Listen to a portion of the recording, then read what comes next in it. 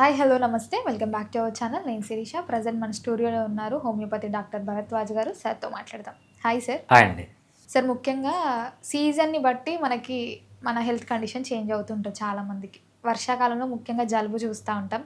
కొంతమందికి కారణం లేకుండా, సీజన్‌తో సంబంధం లేకుండా ఎప్పుడు చూసినా జలుబుతో ఉంటారు. దానికి మెయిన్ రీజన్ ఏంటంటారు అసలు? జలుబు అనేది ఒక కామన్ డిసీజ్ అండి. ప్రతి ఒక్కరికి జలుబు రావాలి. జలుబు వస్తే ఏమవుతుందంటే మన ఇమ్యూనిటీ అనేది పెరుగుతుంది. నాకు చాలామంది తల్లిదండ్రులు వస్తారు. సార్ మా వాడికి జలుబు వచ్చింది సార్, వెంటనే మెడిసిన్ ఇవ్వండి సార్. అట్లా తీసుకోవడం అనేది తప్పనమాట. జలుబు వస్తే ఏమవుతుందంటే లోపలికి మైక్రో ఆర్గానిజమ్స్ ఎంటర్ అవుతాయి. ఆ మైక్రో ఆర్గానిజమ్స్ని ఫైట్ చేయడానికి మన ఇమ్యూన్ సిస్టమ్ యాక్టివేట్ అవుతుంది. యాక్టివేట్ అయ్యి ఫర్ ఎగ్జాంపుల్ వాడికి 1 ఇయర్ అనుకోండి. 1 ఇయర్ అప్పుడు వాడికి జలుబు వచ్చింది అనుకోండి. 1 మంత్ ఉంటుంది, తగ్గిపోతుంది, రైట్. సెకండ్ ఇయర్ వస్తుంది, 21 డేసే ఉంటుంది. థర్డ్ ఇయర్ వస్తుంది, 15 డేసే ఉంటుంది. ఫోర్త్ ఇయర్ ఉంటుంది, 1 వీకే ఉంటుంది. అట్లా వీడి ఇమ్యూనిటీ పెరిగే కొద్దీ వాడి జలుబు అనేది తగ్గిపోతూ ఉంటుంది. ఎప్పుడు మనం న్యాచురల్గా వదిలేస్తే ఒక చిన్న జలుబు వస్తే 10 మాత్రలు ఇస్తాం. వాడి ఇమ్యూనిటీ ఎప్పుడు డెవలప్ కావాలి? ఇంకా నా దగ్గరకు వచ్చే పేషెంట్స్కి నేను ఏం చెప్తానంటే జలుబు, దగ్గు, ఫీవర్ అని వస్తే నేను అసలు మెడిసినే ఇవ్వనమాట. తప్పదు, మన చేయి జారిపోతుంది, ఇంకా కాంప్లికేషన్స్ వెళ్తుందంటేనే దగ్గుకి జలుబుకి మెడిసిన్ వాడాలి.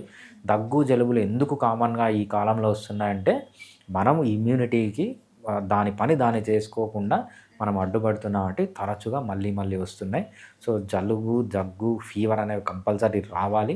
ఎంత తక్కువ వీలైతే అంత తక్కువ మెడిసిన్ అనేది తీసుకోవడం అనేది చాలా ఇంపార్టెంట్.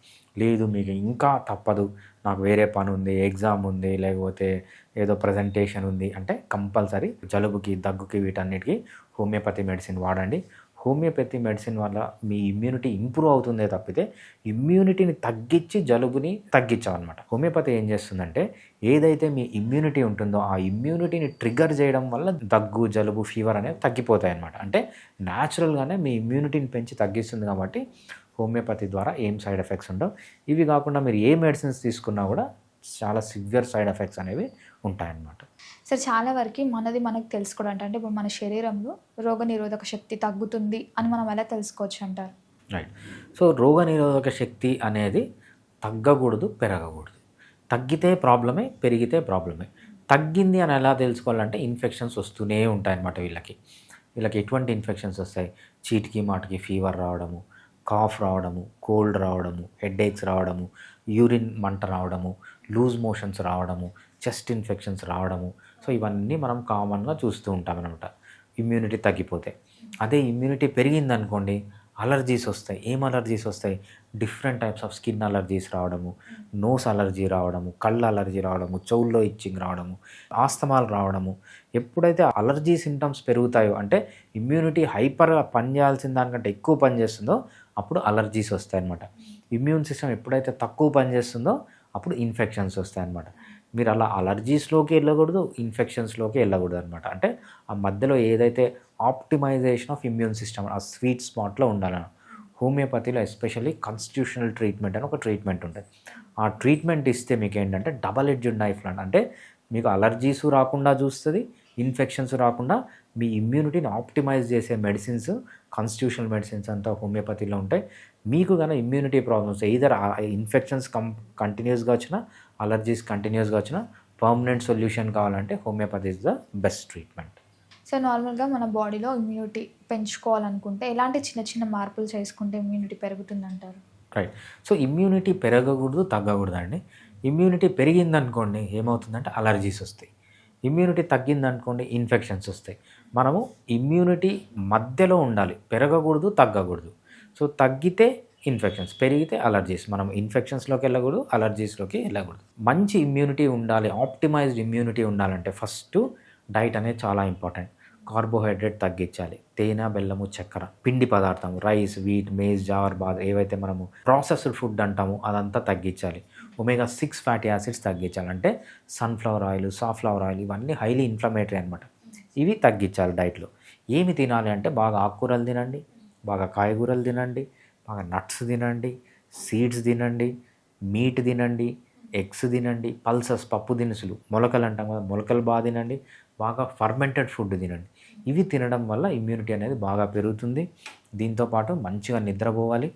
చిన్నపిల్లలు, ముసలి వాళ్ళైతే ఎంతసేపు కావాలంటే అంతసేపు నిద్రపోనియాలి వాళ్ళని. మంచిగా నిద్రపోతే ఇమ్యూనిటీ చాలా బాగా ఉంటుంది. అడల్ట్ మేలు, ఫీమేల్ అయితే మాత్రం 7-9 అవర్స్ పర్ డే నిద్రపోవాలి. రెగ్యులర్‌గా ఎక్సర్సైజ్ చేయాలి. వెరైటీ ఆఫ్ ఎక్సర్సైజెస్ చేయాలి. మనకు 9 డిఫరెంట్ టైప్స్ ఆఫ్ ఎక్సర్సైజెస్ ఉన్నాయి. అన్ని వెరైటీస్ చేయాలి. లైఫ్‌లో స్ట్రెస్ తగ్గించుకోవాలి. ఆల్కహాల్, స్మోకింగ్ ఏవైతే అలవాట్లు ఉన్నాయో అలవాట్లకు దూరంగా ఉంటే ఇమ్యూనిటీ అనేది తప్పకుండా పెరుగుతుంది. దీంతో పాటు హోమియోపతి ట్రీట్మెంట్ అనేది చాలా మంచి ట్రీట్మెంట్. మీకు ఇమ్యూనిటీ తగ్గిన, ఇమ్యూనిటీ పెరిగిన, ఇమ్యూనిటీని ఆప్టిమైజ్ చేయడానికి హోమియోపతిలో కాన్స్టిట్యూషనల్ ట్రీట్మెంట్ అంటుంది. అంటే జెనెటిక్స్ని బట్టి, వాళ్ళ సైకాలజీని బట్టి, వాళ్ళ ఫిజియాలజీని బట్టి, వాళ్ళ ఫిజిక్ని బట్టి మెడిసిన్ ఇస్తాం. ఆ మెడిసిన్ కనుక వాడితే తప్పకుండా వీళ్ళకి ఇమ్యూనిటీ అనేది చాలా మంచిగా ఆప్టిమైజ్ అవుతుంది. సార్ చాలా వరకు చిన్నపిల్లలలో ఇమ్యూనిటీ తక్కువ ఉంది అని అంటూ ఉంటారు కదా. మరి ఒకవేళ మన పిల్లలలో, ఇంట్లో ఉన్న పిల్లలలో ఇమ్యూనిటీ అనేది తక్కువ ఉంది అన్నప్పుడు మనం ఎలా గుర్తించవచ్చు అంటారు దాన్ని? రైట్. ఇమ్యూనిటీ తక్కువ ఉంటే అంటే ఏమవుతుందంటే చిన్నపిల్లల్లో ఎక్కువ ఇన్ఫెక్షన్స్ వస్తూ ఉంటాయి. ఇన్ఫెక్షన్స్ రావడం అంటే ఏంటి? తరచూ దగ్గు రావడము, దగ్గు వచ్చింది, లేకపోతే తరచూ కోల్డ్ రావడము, యూరిన్‌లో మంట రావడము, లూజ్ మోషన్స్ రావడము. సో ఇవన్నీ మనం కామన్‌గా చూస్తూ ఉంటాం అన్నమాట. దాని మీనింగ్ ఏంటంటే ఇమ్యూనిటీ తగ్గింది అని. దానికి ఫస్ట్ మీరు ఏం చేయాలంటే ఎందుకు ఈ విధంగా వస్తుంది అని ఒక ప్రొఫెషనల్ డాక్టర్ దగ్గరికి వెళ్ళి ఐడెంటిఫై చేయాలి. ఇమ్యూనిటీ తగ్గడానికి కొన్ని వందల వేల రీజన్స్ ఉంటాయి. ఫర్ ఎగ్జాంపుల్ నాకు మొన్ననే ఒక కేసు వచ్చింది. 1 ఇయర్ 3 మంత్స్ ఓల్డ్ బాయ్ అనమాట. వాడికి రెగ్యులర్గా ఇన్ఫెక్షన్స్ వస్తున్నాయి. మంచి ఫుడ్ పెడుతున్నారు, మంచి ఎన్వైరన్మెంట్ పెడుతున్నారు, బాగా నిద్రపోతున్నారు, స్ట్రెస్ లేదు, అన్నీ చెక్ చేస్తూ వచ్చాం. ఏమీ దొరకలేదు. లాస్ట్‌కి ఒక సింపుల్ బ్లడ్ రిపోర్ట్ తీస్తే వాడు బ్లడ్ 7 ఉంది. అన్నీ తింటున్నాడు, అన్నీ చేస్తున్నాడు, బ్లడ్ 7 ఎందుకుంది అంటే తల్లిపాలు. మనకు తల్లిపాలు కూడా ఒక్కొక్కసారి కొంతమందికి ఏమవుతుందంటే తల్లిపాలు తాగుతూ ఉంటే వీళ్ళకి ఐరన్ అబ్జార్బ్ కాదనమాట. వాడికి తల్లిపాలు వీలైనంత వరకు తగ్గించండి అని చెప్పాం. వితిన్ 3 మంత్స్ తల్లిపాలు తగ్గించిన వెంటనే, కొంచెం ఐరన్ సప్లిమెంట్స్ ఇచ్చిన వెంటనే వాడికి మంచిగా ఇమ్యూనిటీ పెరిగి ప్రాబ్లమ్స్ అన్నీ తగ్గిపోయాయి అన్నమాట. సో ఇమ్యూనిటీ పెరగాలి, తగ్గాలి అంటే ఎస్పెషల్లీ చిన్నపిల్లల్లో ఫస్ట్ మనం గమనించాలి. అంటే డయాగ్నోజ్ చేయాలి ఎందుకు ఇమ్యూనిటీ తగ్గిందని. దాన్ని బట్టి ట్రీట్మెంట్ చేయాలి. బట్ ఏది ఏమైనా కూడా హోమియోపతిలో ఇమ్యూనిటీని చిన్నపిల్లల్లో పెంచడానికి, ఆప్టిమైజ్ చేయడానికి చాలా మంచి మెడిసిన్స్ ఉన్నాయి. మనం దాన్ని ఏమంటామంటే కాన్స్టిట్యూషనల్ ట్రీట్మెంట్ అంటాం. కాన్స్టిట్యూషనల్ ట్రీట్మెంట్ అంటే వాళ్ళ జెనెటిక్స్ బేస్ పైన ఇస్తామన్నమాట. వాళ్ళు సైకలాజికల్గా ఎలా ఆలోచిస్తున్నాడు, వాడు ఫిజికల్గా ఎలా ఉన్నాడు, ఎక్కువ తిరుగుతున్నాడు, అల్లరి చేస్తున్నాడా, ఈ మొత్తం వాడి ఫిజియలాజికల్, సైకలాజికల్ లెవెల్ బేస్ చేసుకొని మనము హోలిస్టిక్ కాన్సెప్ట్లో వాడికి మెడిసిన్ ఇచ్చినప్పుడు ఏమైందంటే కంపల్సరీ వాడి ఇమ్యూనిటీ అనేది మంచిగా ఆప్టిమైజ్ అవుతుంది. చాలా బాగా ఎదుగుతారనమాట పిల్లలు హోమియోపతి ట్రీట్మెంట్ ద్వారా. సార్ ఇప్పుడున్న జనరేషన్లో చిన్నపిల్లలకే కాకుండా ప్రధానంగా పెద్దవారికి కూడా ఇమ్యూనిటీ తగ్గుతుంది. సో మెయిన్ కారణం ఏంటంటారు పెద్దవాళ్ళకి కూడా ఇమ్యూనిటీ తగ్గడానికి? పెద్దవాళ్ళకి ఇమ్యూనిటీ తగ్గడానికి మనం రీజన్స్ డిస్కసే చేయాల్సిన అవసరం లేదండి. ఎందుకంటే అందరికీ తెలిసిందే. ఏం చేస్తున్నారు, పొద్దున్న లేచినప్పటి నుంచి మొత్తం కెమికల్ ఎక్స్పోజరే. పొద్దున్న లేస్తారు, రైట్, బ్రష్ పట్టుకుంటారు, దాంట్లో కెమికల్స్, ప్లాస్టిక్, ఫుడ్ తింటారు, ప్లాస్టిక్, కెమికల్ ఎక్స్పోజరు, సెంట్లు వాడతారు, రైట్. మనం తినే ఫుడ్ అంతా కెమికలే. ఈవెన్ పడుకునేటప్పుడు మనం వేసుకునే బెడ్షీట్లు అన్నీ పాలిస్టర్, అన్నీ కెమికల్సే. ఇంత కెమికల్ ఎక్స్పోజర్ జరగడము, అంతేకాకుండా ఎక్కువ తిండి తినడం. పొద్దున తింటున్నారు, మధ్యాహ్నం తింటున్నారు, సాయంత్రం తింటున్నారు, రాత్రి తింటున్నారు, మిడ్‌నైట్ తింటున్నారు, ఎర్లీ మార్నింగ్ తింటున్నారు, మధ్య మధ్యలో టీ, కాఫీలు, పిజ్జాలు, అంటే 24 అవర్స్ తినడం వల్ల అసలు బాడీకి రెస్ట్ లేక, ఆ ఇమ్యూన్ సిస్టమ్కి రెస్ట్ లేక ఇమ్యూనిటీ అనేది తగ్గిపోతుంది అన్నమాట. దీంతోపాటు తినేది ఏంటి, మొత్తం ప్రాసెస్ ఫుడ్డే, మొత్తం కార్బోహైడ్రేట్స్, మొత్తం ఒమేగా 3 ఫ్యాటీ యాసిడ్స్, టైం కాని టైంలో తినడము. సో పొద్దున్నుంచి మధ్యాహ్నం వరకు మనిషి తిండి తినాల్సింది, మనిషి యాక్టివ్గా ఉండాల్సింది ఎప్పుడంటే మార్నింగ్ 11 నుంచి ఈవినింగ్ 6 వరకు మంచిగా యాక్టివ్గా. మార్నింగ్ ఇంతకంటే ముందు, దాని తర్వాత మంచిగా రెస్ట్ తీసుకోవాలి. మన వాళ్ళు ఎగ్జాక్ట్ ఆపోజిట్ చేస్తారు. మన వాళ్ళు పొద్దున 11 నుంచి ఈవినింగ్ 6 వరకు ఆఫీస్లో ఉంటారు, ఏం పని చేయరు. అంటే పని అంటే ఫిజికల్గా ఏం పని చేయరు, ఎండకి ఎక్స్పోజ్ గారు, ఏమి గారు.